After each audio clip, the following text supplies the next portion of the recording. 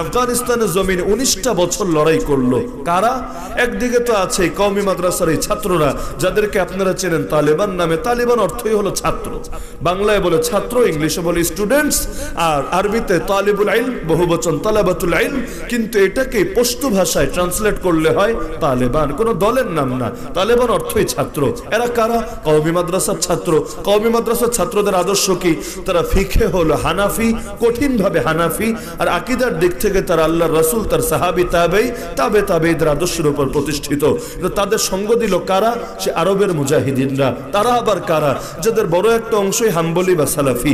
বাংলাদেশে দেখেন সালাফি আর হানাফি কি পরিমাণ দ্বন্দ্ব চলতে থাকে এলাকায় এলাকায়, মসজিদে মসজিদে। এক দলে সে আরেক দলের জাহান্নামে পৌঁছাতে পর্যন্ত দেরি করে না। আরে কি নামাজ পড়লে জীবন ভর? এই নামাজ আবু হানিফার ধর্মের নামাজ, এটা মুহাম্মদুর রাসূলুল্লাহ সাল্লাল্লাহু আলাইহি ওয়াসাল্লামের নামাজ হয় না। এগুলো বলদ, এগুলো তোদেরকে জান্নাতে পৌঁছাবে না, জাহান্নামে পৌঁছাবে। এমনকি কখনো মুশরিক পর্যন্ত বলতে দ্বিধা করে না যে হানাফিরা কবর পূজারী, হানাফিরা মুশরিক, তাদের আকীদা সহিহ নাই, তারা গোমরা, তারা 72 দলের অন্তর্ভুক্ত, যে 72 দল হবে জাহান্নামী। বলে না কি বলে না? গণহারে বলতে থাকে। এই দেশে এই দ্বন্দ্বই মিটানো যায় নাই এত যুগ ধরে। যত মিটানোর চেষ্টা করা হয় দেখা যায় তত বেশি আরো মাথাচাড়া দিয়ে উঠে বসে।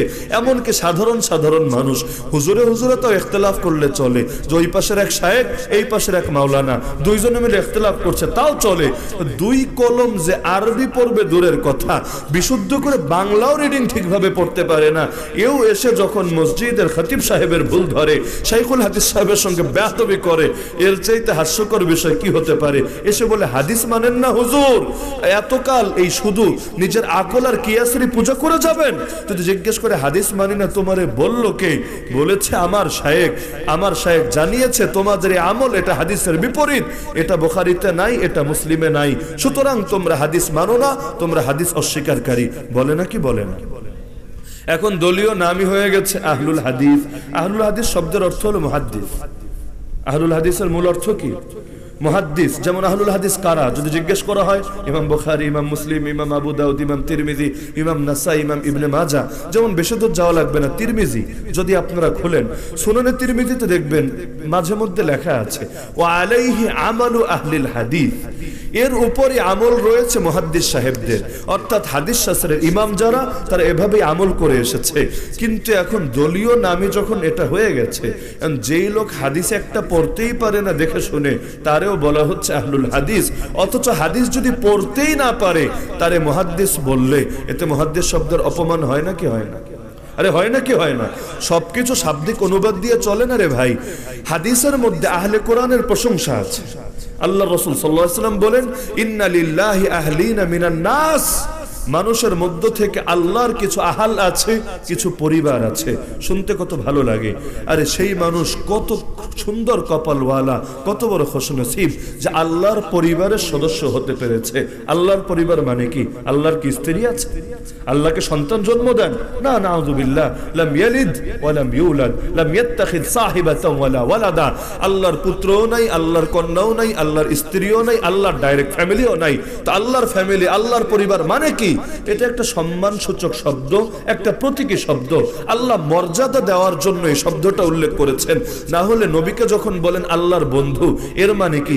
দুনিয়াতে আমাদের যেমন ফ্রেন্ডশিপ হয়, একজন আরেকজনের প্রতি দুর্বল হই, আকৃষ্ট হই, ভালো লাগে, ভালোবাসা কাজ করে, আল্লাহর ক্ষেত্রেও কি বিষয়টা এমন যে অন্তরে দুর্বলতা আসবে, এরপর আরেকজনের দিকে আকৃষ্ট হবে, তারপর তার জন্যই নিজেকে সঁপে দেবে? এই অর্থে না, বরঞ্চ আল্লাহর বন্ধু মর্যাদার অর্থে। না হলে নবী তো আল্লাহর গোলামও, আল্লাহর বান্দাও। কালেমাই তো পড়ি, আশহাদু আল্লা ইলাহা ইল্লাল্লাহ ওয়া আশহাদু আন্না মুহাম্মাদান আবদুহু ওয়া রাসূলুহু।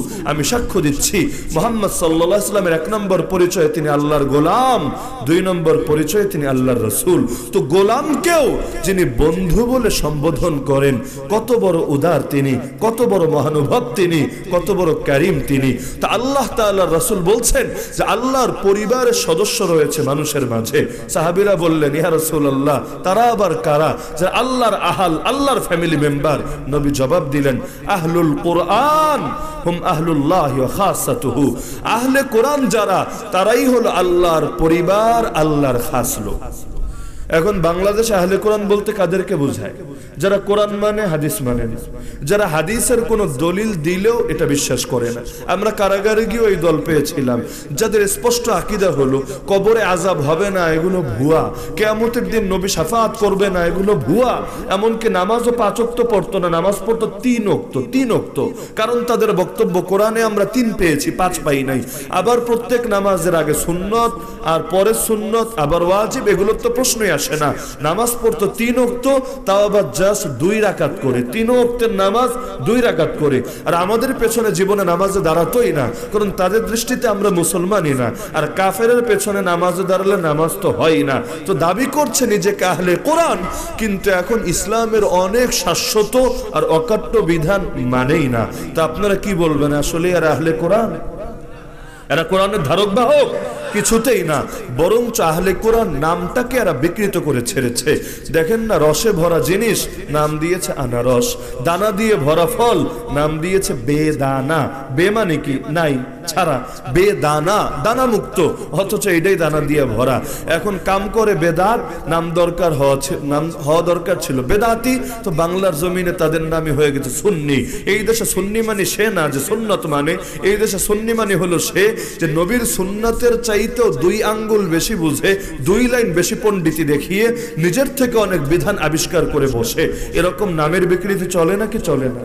আবার আপনাদেরকে যারা কওমি মাদ্রাসায় পড়েন, এই ঢাকায় যারা থাকেন এরা বুঝবেন না। ওই আমাদের রাজবাড়িতে দাওয়াত থাকলো, গিয়ে এক নজর দেখে আইসেন, ওখানে কওমি মাদ্রাসাকে বলে ওয়াহাবি মাদ্রাসা, খারেজি মাদ্রাসা। শোনেন নাই জীবনে? ওয়াহাবি মাদ্রাসা, খারেজি মাদ্রাসা। সেই সৈয়দ আহমদ শহীদ রহমতুল্লাহ আলাইহি বালাকোট আন্দোলন থেকে শুরু হয়েছে এই গালি।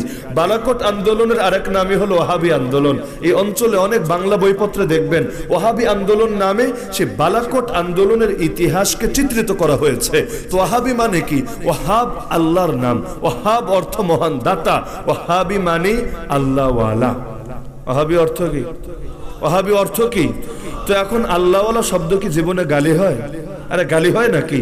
তো এখন আপনাদেরকে যখন বলে ওয়াহাবি, কওমি মাদ্রাসাকে যখন বলে ওয়াহাবি মাদ্রাসা, তখন কি এটা বোঝায় আল্লাহওয়ালা মাদ্রাসা, আল্লাহওয়ালা বান্দা? এটা বোঝায় না, তখন এটাকে বলে গালি হিসাবে। তো এখন আপনি আল্লাহর পথে চলেও আপনারে উল্টা গালি দিচ্ছে ওয়াহাবি বলে, তো এটা গালি হয় কেমনে? 2 সূরতের 1 সূরতে এটা গালি হতে পারে। যদি মানি যে তারা হলো শয়তানওয়ালা, তাই তাদের নজরে আপনারা হলেন আল্লাহওয়ালা। শয়তানওয়ালার নজরে শয়তানওয়ালা হওয়া অপরাধ না, তার নজরে আল্লাহওয়ালা হয় অপরাধ। এজন্য এখন আপনারই গালি দিচ্ছে ওয়াহাবি আল্লাহওয়ালা। যদি এই ব্যাখ্যা মানেন তাহলে ঠিক আছে, আর যদি এটা না মানেন তাহলে বুঝতে হবে ওরা যে কি বোঝে না তাও বোঝে না। গালি যে দিল, এই গালিটা কার উপরে গিয়ে পড়লো এতটুকু জ্ঞান ওদের নাই। সহি করে যেমন দুরূদ শরীফটাও পড়তে পারে না। আমি বিকৃত উচ্চারণে দুরূদ শোনাবো না এখানে, কিন্তু এমন ভাবে দুরূদ পড়ে এটার অর্থ যে কি হয় আল্লাহ ভালো জানে।